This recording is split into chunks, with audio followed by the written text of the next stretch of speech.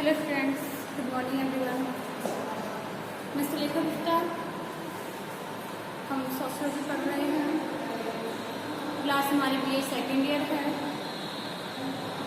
Paper book हमारे second rural sociology. इसका chapter है 7 संस्कृतिकरण।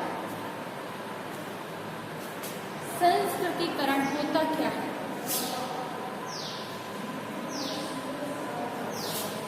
तो संस्कृतिकरण वह है, स्टूडेंट से आपको पता है कि हमारा समाज एक परिवर्तनशील समाज है। समाज में परिवर्तन होते रहते हैं।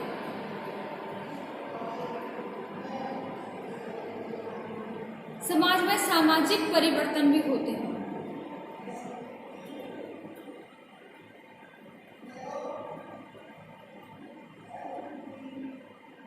समाज में जाति व्यवस्था को परिवर्तन करने किया जाता है, आर्थिक व्यवस्था को परिवर्तित किया जाता है, राजनीतिक परिवर्तन, धार्मिक परिवर्तन भी होते हैं।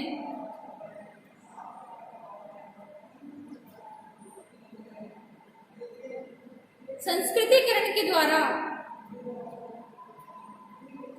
ब्राह्मणों की कुछ प्रथाएं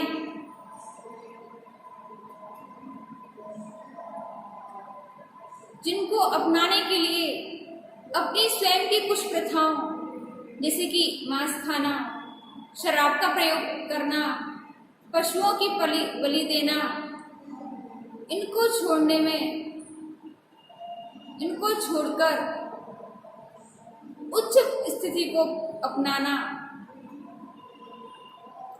उच्च स्थिति वालों की भोजन संबंधी आदतों को अपनाना, उनकी वेशभूषा को अपनाना, उनके कर्म कांडों को अपनाना और इनको अपनाकर अपनी स्थिति को ऊंचा उठाना ही संस्कृतिकरण होता है।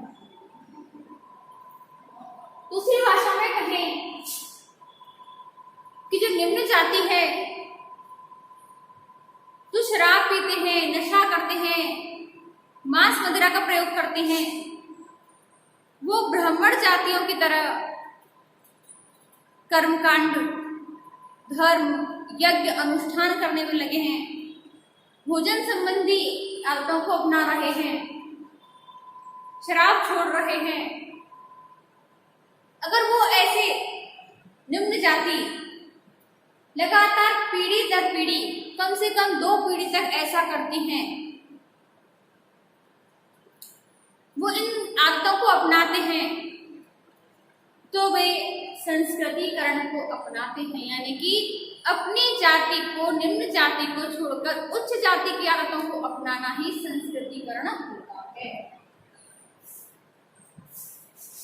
संस्कृतिकरण की अवधारणा सर्वप्रथम डॉक्टर M.N. श्रीनिवास ने दी।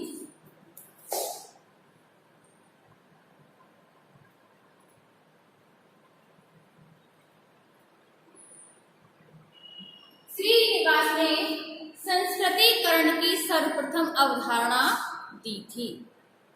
इन्होंने अपनी पुस्तक रियलाइजेशन एंड सोसाइटी एवं the curve of south India में संस्कृतिकरण को प्रयुक्त किया था।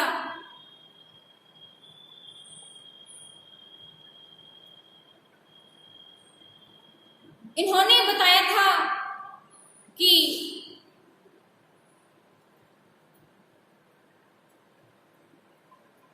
एक निम्न जाति 1 या 2 पीढ़ियों से शाकाहारी बनकर मद्यपान को छोड़कर कर्मकांड एवं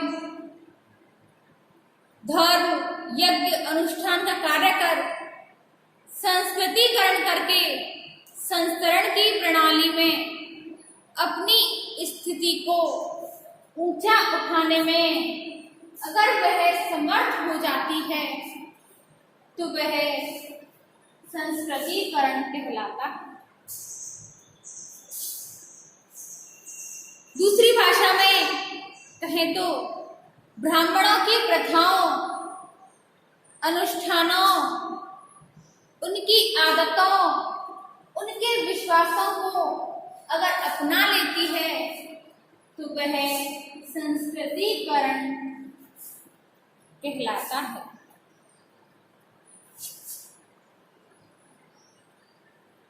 संस्कृतिकरण वह प्रक्रिया है जिसके द्वारा कोई निम्न हिंदू जाति या कोई जनजाति अथवा कोई अन्य समूह किसी उच्च और द्विज जाति की दिशा में अपने रीति रिवाज, कर्म कांड, विचारधारा और पद्धति को बदलता है। तो ऐसे परिवर्तनों के बाद निम्न जाति जातीय संस्करण की प्रणाली में स्थानीय समुदाय में उसे परंपरागत रूप से जो स्थिति प्राप्त होती है उससे उच्च स्थिति का दावा करने लगती है। अर्थात एक या दो पीढ़ी तक लगातार वह उच्च जाति की विश्वास, आदतों, रीति रिवाजों, विचारधारा का पालन करती है तो उसे उच्च जाति या उच्च स्थिति का स्वीकृति मिल जाती है।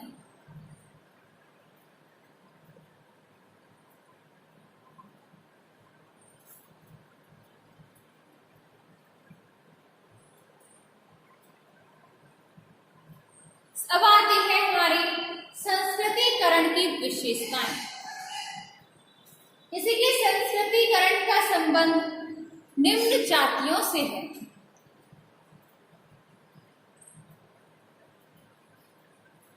इसमें जब निम्न जातियां द्विज जातियों या प्रभु जातियों की प्रथाओं, परंपराओं, आदतों, विश्वासों, उनकी जीवन शैलियों आदि का अपनाकर जाति संस्करण में ऊंचा उठने का अगर प्रयास करती है या प्रयत्न करती है तो वह संस्कृतिकरण कहलाती है। संस्कृतिकरण सामाजिक गतिशीलता को प्रकट करने वाली प्रक्रिया है।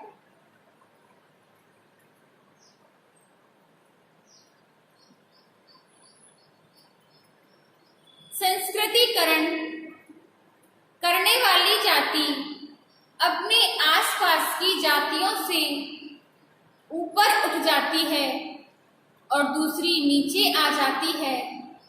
इन सब के अलग अलग सोपान होते हैं। स्वयं परिवर्तन नहीं होता है।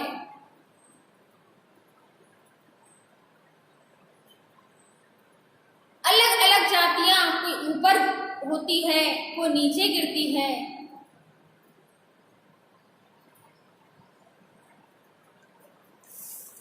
सभी फिर भी जो जातियों का ढांचा है वो वैसा की वैसा ही बना रहता है, क्योंकि एक जाति ऊपर उठ जाती है और दूसरी जाति नीचे गिर जाती है। तो इसलिए जो ढांचा है हमारी सामाजिक प्रक्रिया का वह वैसा की वैसा ही बना रहता है। संस्कृतिकरण केवल हिंदू जातियों तक ही सीमित नहीं होता, बल्कि जनजातियों तथा अर्ध जनजातीय समूहों में भी यह प्रक्रिया पाई जाती है।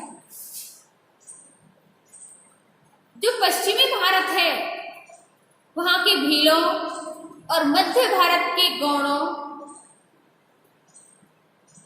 के हिंदुओं की जीवन पद्धति का भी अनुकरण करने का प्रयास किया जाता है। जो जनजाति संस्कृतिकरण करती है वह धीरे धीरे एक जाति जाति होने का दावा करने लगती है और स्वयं को हिंदू मानने लगती है।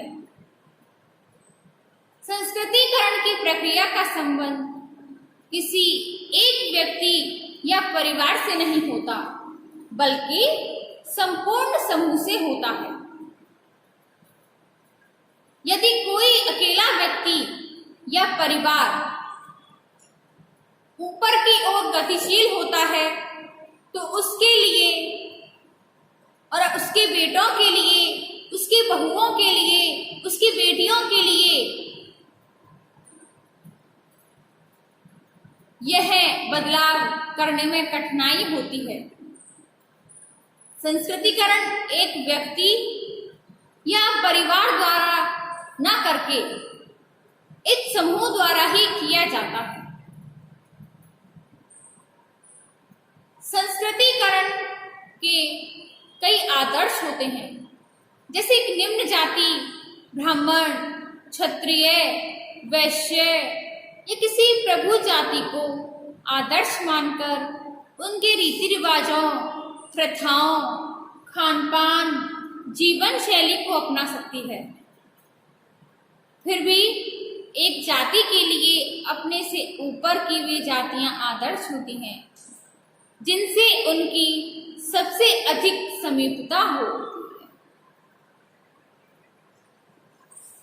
जब किसी जातीय समूह का संस्कृतिकरण होता है तो वह किसी उच्च जाति की प्रथाओं और जीवन पद्धति को ही नहीं, बल्कि साहित्य, उनके नवीन विचारों और मूल्यों को भी स्वीकार करते हैं। धर्म ग्रंथों में पाए जाने वाले शब्द जैसे कि पाप, पुण्य, धर्म, कर्म, माया, संसार, मोक्ष आदि का भी उनकी बातचीत से प्रयोग होने लगता है। संस्कृतिकरण की प्रक्रिया एक सार्वभौमिकरण की प्रक्रिया है जो भारतीय इतिहास के प्रत्येक काल में दिखाई देती है। संस्कृतिकरण की प्रक्रिया के द्वारा सामाजिक पद में परिवर्तन के लिए एक निम्न जाति या 2 या 3 पीढ़ी पहले से ही उच्च जाति से संबंध जोड़ना शुरू कर देती है। संस्कृतिकरण की प्रक्रिया सामाजिक और सांस्कृतिक परिवर्तन की सूचक होती है। संस्कृतिकरण की प्रक्रिया निम्न जातियों की इस महत्वाकांक्षा और प्रयत्न की सूचक होती है कि वे उच्च जातियों की जीवन शैली को अपनी जाति स्थिति को ऊंचा उठाए।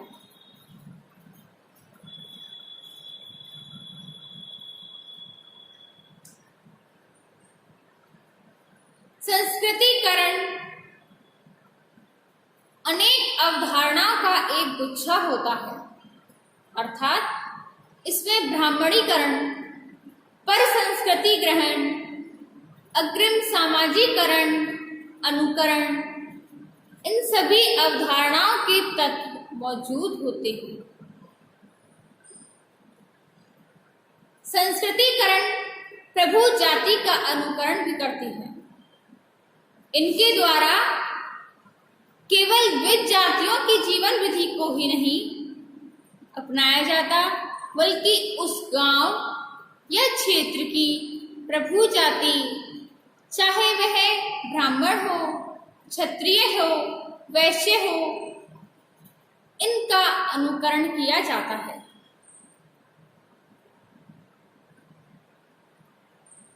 संस्कृतिकरण में संस्कार, राजनीतिक और आर्थिक शक्ति का भी अधिक महत्व होता है।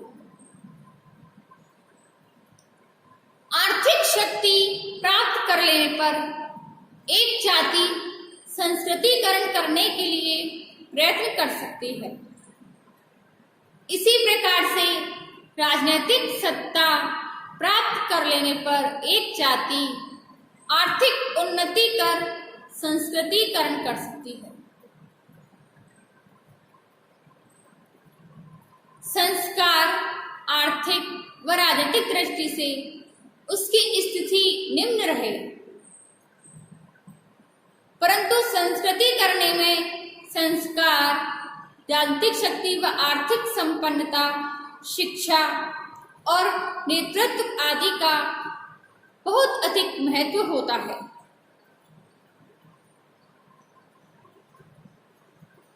तो स्टूडेंट्स, आज हमने संस्कृतिकरण का अर्थ परिभाषा देखी और इसकी कुछ महत्वपूर्ण विशेषताएं देखी। अब इससे आगे देखते हैं हम अपनी नेक्स्ट वीडियो में। धन्यवाद।